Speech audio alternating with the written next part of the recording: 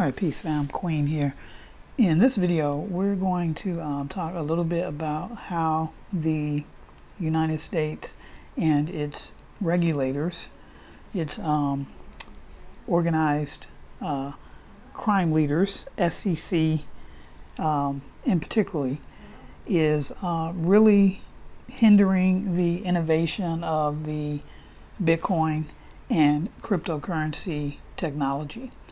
Now, they're not actually, targeting Bitcoin, which they can't, because Bitcoin is a fully decentralized platform that has no CEO, has no one that, they could target to put an X on their back and go after. That's the beauty of Bitcoin. And this is why I urge, people, students, clients to hold the larger part of their net worth in Bitcoin, right? Because it is the queen mother of all, right? So without Bitcoin, without that technology, we wouldn't even have a cryptocurrency space at all. So let's just discuss here a little bit about what I wanted to share in this video. And I just in particularly wanted to share how the United States are slowly going after different players in the cryptocurrency space. Now, I am on Binance.us. I'm on their Twitter handle. And this is a notice that they gave to their clients in the US. Dear valued customer, as you may be aware, Binance.us, alongside other companies in our industry, has become the target of aggressive tactics by the United States Security and Exchange Commission. The SEC has brought unjustified civil claims against our business, from which we will continue to vigorously defend ourselves, our customers, our partners, and industry. Irrespective of the baseless claims and in light of the Commission's increasingly aggressive tactics, our payment and banking partners have signaled their intent to pause USD fiat channels as early as June 13, 2023. That's today's date. Meaning our ability to accept USD fiat deposits and process USD fiat withdrawals will be impacted. As part of our customer first commitment, we are notifying users promptly so that you can take necessary actions as we transition to a crypto-only exchange. To be clear, we maintain one-to-one reserves for all customer assets, so customer funds are always safe, secure, and available. Now, let me just dissect this for you. The SEC is going after two big exchanges that I'm aware of in the United States. In this video, we're talking about Binance, but they're also going after Coinbase. And the reason I think that is because the SEC is a business organization, and all businesses are in business to do what? To make a profit.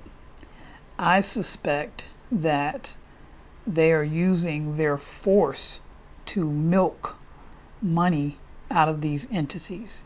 Now, I'm not saying that Coinbase and Binance may not be doing some of their own shenanigans under the rug, but I can tell you this: the SEC more than likely is going after these two huge institutions because they are the top crypto exchanges, Binance being the top in the world and Coinbase being the top in the United States. Let's face it, they want their cut. It's just, this is just modern day thuggery, modern day mob style behavior. Nothing new here, right?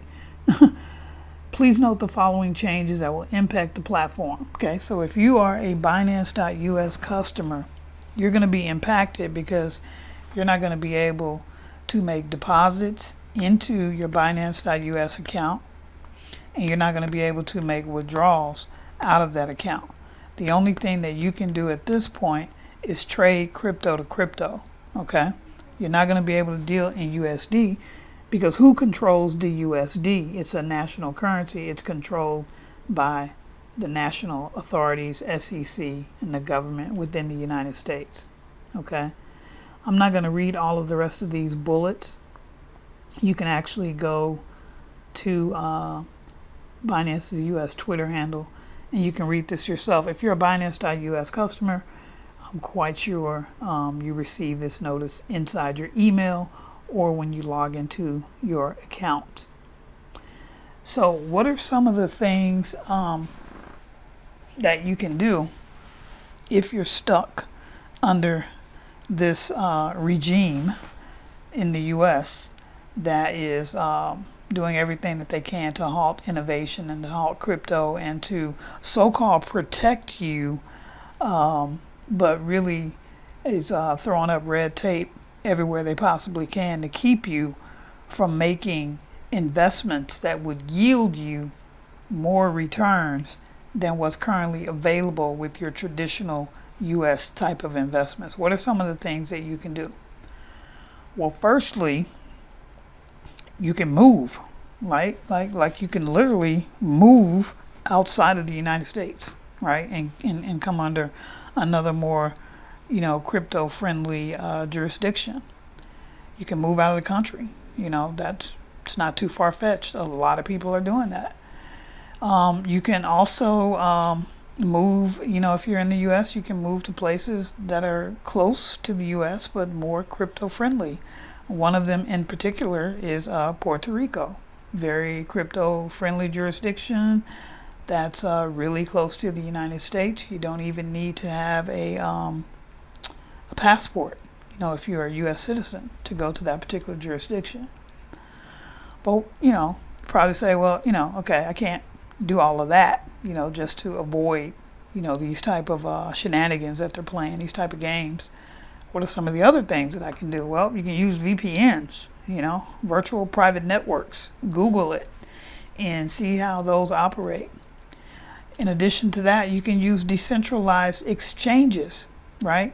Now, obviously, you've got to have already, traded a large amount of your US currency over into something like a Bitcoin so that you can have a nest egg that you can, work with, right? What are some of the other things that you can do? This is the most logical thing or conclusion that I've come to for some of my folks that are contacting me and telling me that, they can no longer utilize Binance.us. There are some other exchanges that are not, in trouble at this particular point in time that are in the United States, like Kraken is another one. Crypto.com is another one. I don't endorse or not endorse any of these. I'm just giving you examples. You can do your own due diligence, as you should be doing with everything in this space. But Kraken's one. Crypto.com is one. There's like Change Now. There's Changely. There's a lot of different options. But this is one thing that I've recommended to some of my students and clients. All right, and you may want to consider this. In the U.S., there's something called Cash App. And I'm sure you're familiar with it if you're in the U.S. But with Cash App is a Bitcoin-only type of platform. And obviously, you can move cash back and forth between family and friends with no cost. But the CEO of Cash App is Jack Dorsey. Jack Dorsey is very, very pro-Bitcoin. He is very, very pro-Bitcoin. So you can literally buy Bitcoin through your Cash App by tying it to your bank or your debit card. Cash App has lower fees than most exchanges. Their fees are less than 2%. Most exchanges charge anywhere from 3 to 4%. So when you trade your US dollars for Bitcoin, most exchanges will charge you 3 to 4%. On Cash App, it's less than 2%. So you can literally buy Bitcoin on Cash App. You can go to, say, like a KuCoin.com using a VPN. KuCoin.com does not require you to KYC. So you can use a VPN outside of the US use KuCoin, exchange your Bitcoin to whatever currency you need to, whatever cryptocurrency that you need to exchange it into to do whatever type of investment it is that you're trying to do, and then do that investment, right? Now, when you get ready to do the reverse, right? Say you're saying, okay, well, Binance.us can't no longer withdraw back into my bank account with that particular exchange. You can do that also through Cash App. So how would you do that? Well, you would take, whatever investment earnings that you receive from whatever platform. Say it's in a USDT, right? So you have that sent to your KuCoin account. And I'm just using KuCoin as an example. There's so many other ones that don't require KYC, Huobi, just a ton of different other ones. But KuCoin is one of the frequent ones that I utilize when I need to do certain things or what have you. But I'm also a user of Binance.com, the global, right? Because I am not a U.S. citizen. So with that being said, to do the reverse, right? So you're saying I'm with Binance.us. They just gave me this notification. I can no longer withdraw back into my bank account. Well, you can do it a number of two ways. Like I said, with this example that I'm giving you with Cash App, you could take your earnings, say it's USDT, put it on KuCoin, turn it into Bitcoin, send it back to your Cash App, and then sell it on Cash App and send it back to your bank account via Cash App.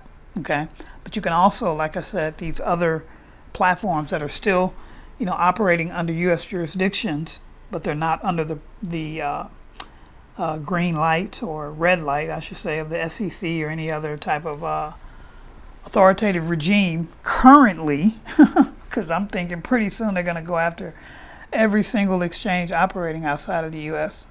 But I said Kraken. I think Gemini is getting ready to leave out of the U.S. as well. A lot of these crypto companies are pretty soon are going to see the writing on the wall. The U.S. does not want to be innovative. They want to try and control every single instance of money. They want to try to control every single instance of entities doing business out of the jurisdiction. And they want to just control. So we'll see here probably in the next, few years to the next decade, we will see the U.S. to be last on the list as far as cryptocurrency innovation. Because what company, right, what corporation that's in this space would want to do business? Like, I've just completely avoid you. If you look at all these different opportunities, in the crypto space, they tell you straight out the gate, we do not do business in the U.S. Why don't they do business in the U.S.?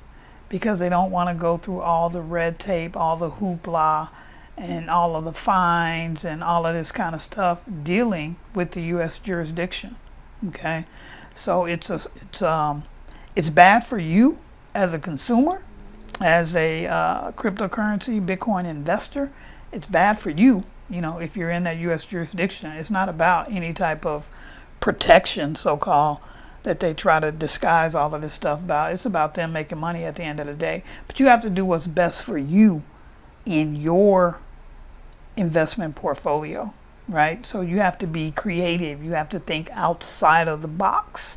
And you have to realize that no one is going to come and save you.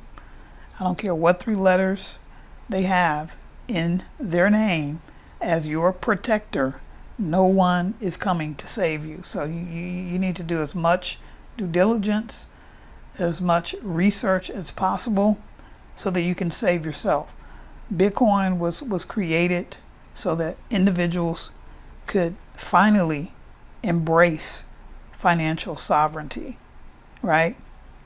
Ridding the rent seekers, ridding the middlemen, right? It's about financial sovereignty. This entire space is about financial sovereignty. So, if you don't have that mindset, if you don't have that mentality, you probably shouldn't even be in this space. If you do, then do your due diligence, do your research.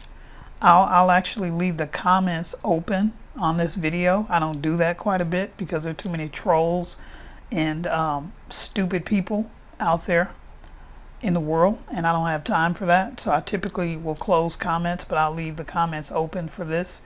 If you have a real question, you can comment, and I'll do my best to look at this video from time to time and give you pointers and suggestions. But like I said, do your own due diligence. This is just the start of this snowball that's happening, and I feel sorry for U.S. people, because these folks are not trying to save you. They're not trying to protect you. So good luck out there. Do your own due diligence.